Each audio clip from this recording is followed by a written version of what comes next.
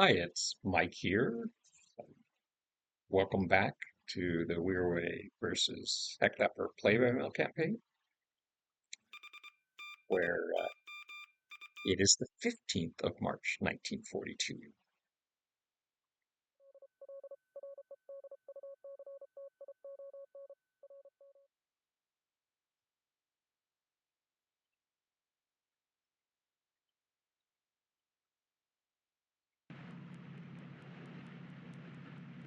Continuing to wrap up the bases at Borneo. No real rush to this, but it's worth doing during the amphibious bonus as your little SNLFs don't get as battered by the landings.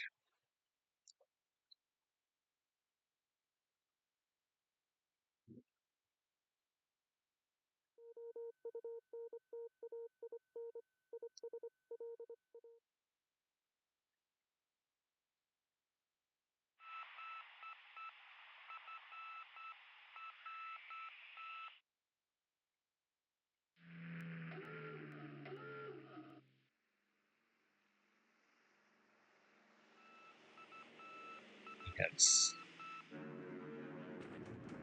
submarines typically operating in the deep water of the Dutch East Indies. Oscar's sweeping Changsha, hoping that an enemy fighter shows up. I haven't faced any in months since the AVG departed China.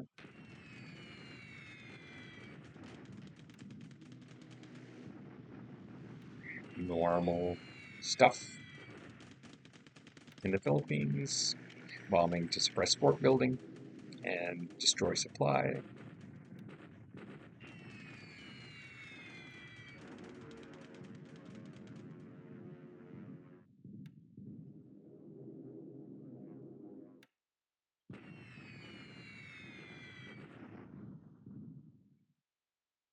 You can see since he's run out of supply, we've lowered the altitude of our raids at Banduing.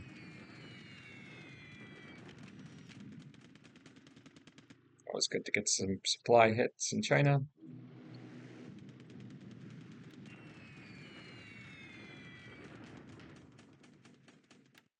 Ground attacks. I don't think there's any supply left to destroy at Bandoing.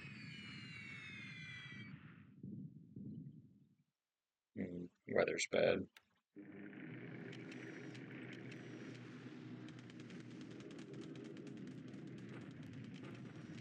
B-17 raids over Tegula Island.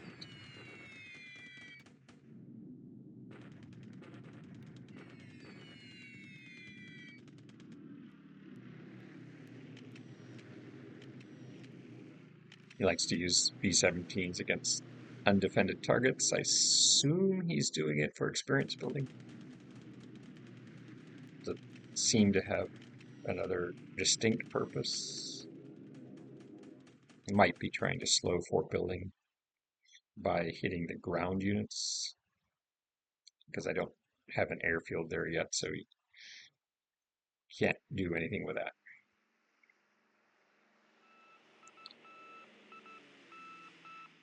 Typically within range of enemy heavy bombers like this, I'll build forts first up to level 4 and then build the airfield if I need an airfield.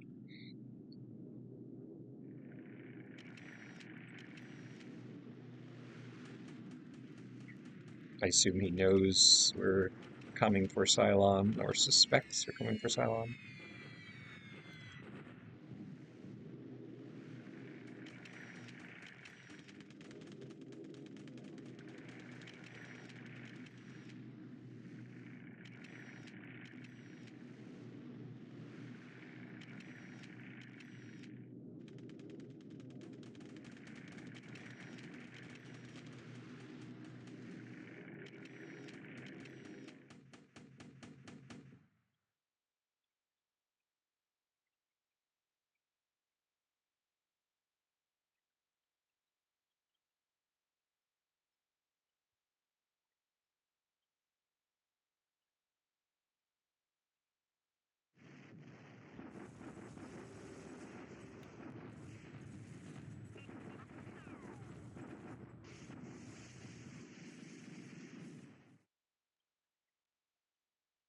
Still probably a week or more before I'm gonna make an attack at Changsha.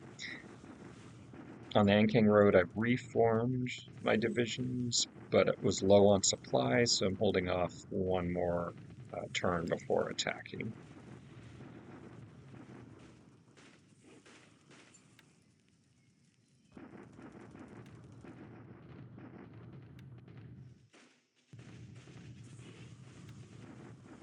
We've landed all of our reinforcements on Java, and they'll they're moving towards Bandoing, so a little less than a week. Gotta have the Bandoing Ring campaign wrapped up. If I hadn't botched that one attack, it would probably already be done. Nothing critical, but it gives up essentially a week of time that I could have used potentially to invade Darwin during the Amphib bonus period. But I don't really want to do that. I want to focus on India, and you can invade after the amphibious bonus period. And in some cases, some allied players will let their guard down after the amphibious bonus expired. So we'll see if we can find some opportunities to exploit.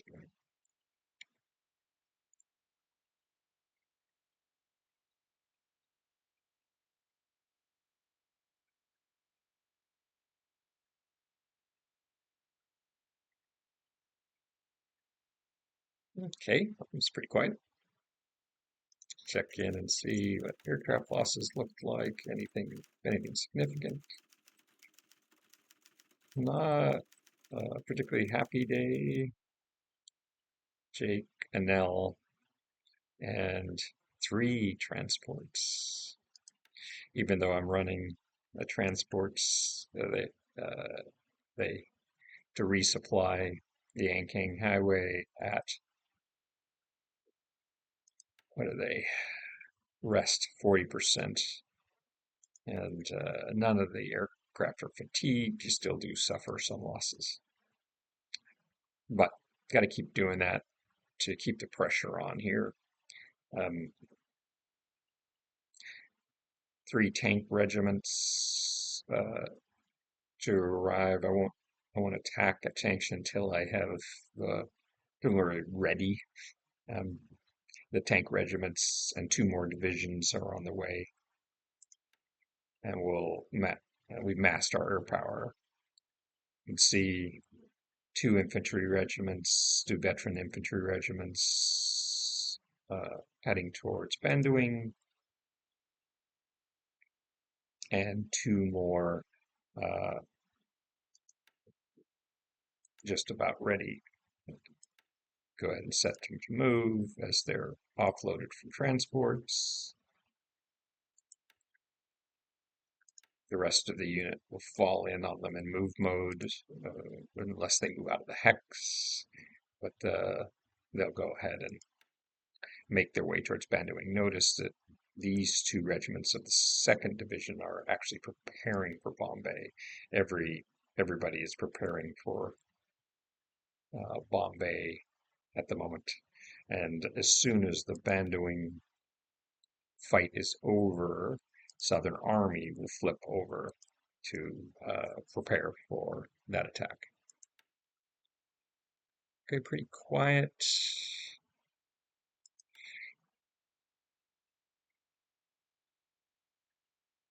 Let's see. Take Jesselton this turn.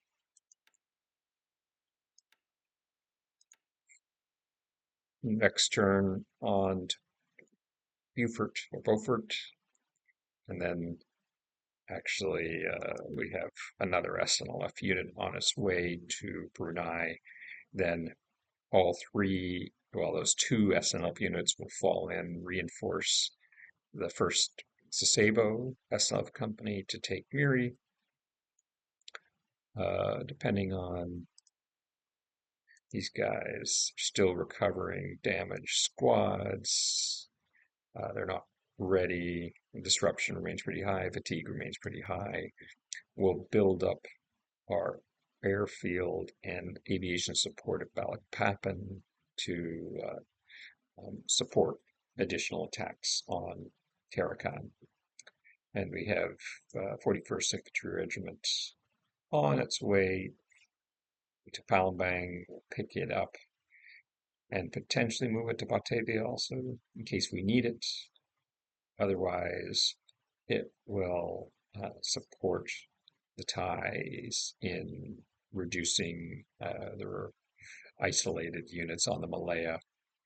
So I take as a week and Bandowing fight's over, we can move 2+ divisions onto India, 3 divisions really, and reduce the Malaya garrison. And the final preparations are just about done for the Manila assault. One of the key things Bandowing will do is we've got some heavy artillery regiments and a medium unit that can go to support our units. Um,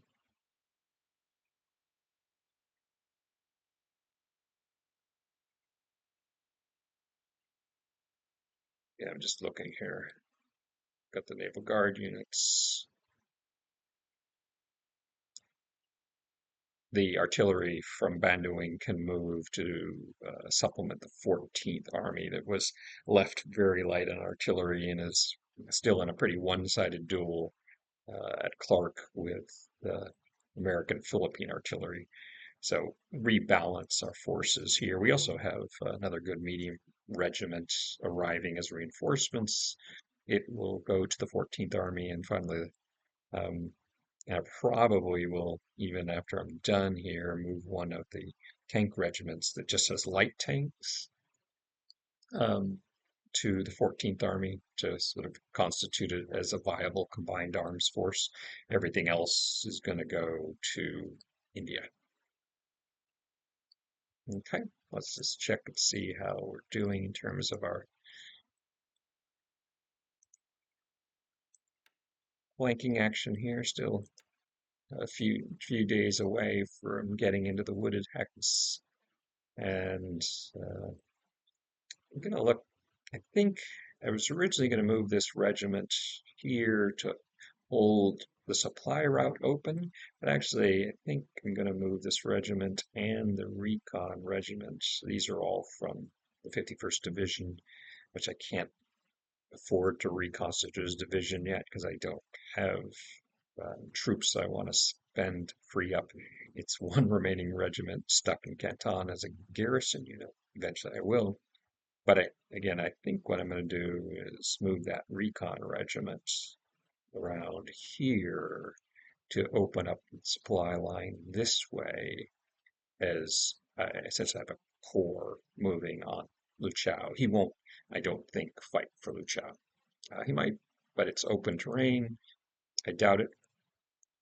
And we have large airfields at Canton from which bombers can operate. And we could always reinforce this way if we wanted to, if I wanted to. But right now, I anticipate this core will be adequate for taking the Chow, uh, and I'll supply it this way instead of as I had originally conceived from Wu Chao, which left its supply line exposed to interdiction from his units, Quellan in the mountains.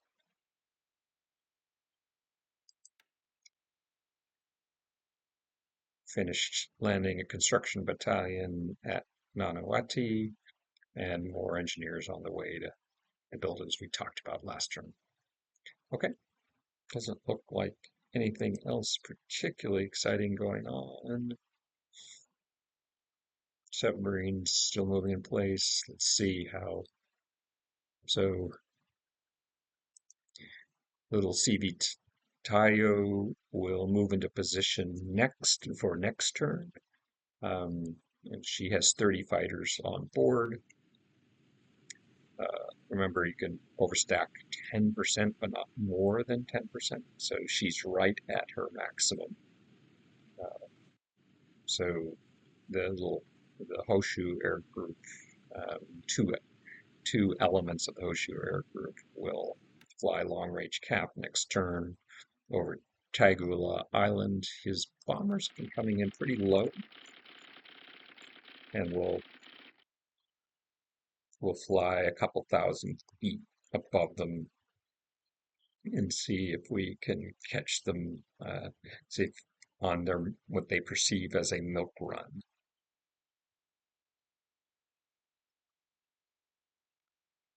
Anyway, I'll check on. Yeah, they're coming in. They're bombing all the way down to 2,000 feet. So I'll long range cap at about 5,000 uh, and get the bounce typically on those bombers. Hopefully the weather will be good tomorrow, and uh, and they'll fly, showing rain. It's hard for me to tell either clear sky or rain, but um, regardless, we'll give it a go and see if we can catch some B-17s. Anyway, until we talk again, have a good day or evening wherever you are in the world, and the battle will continue.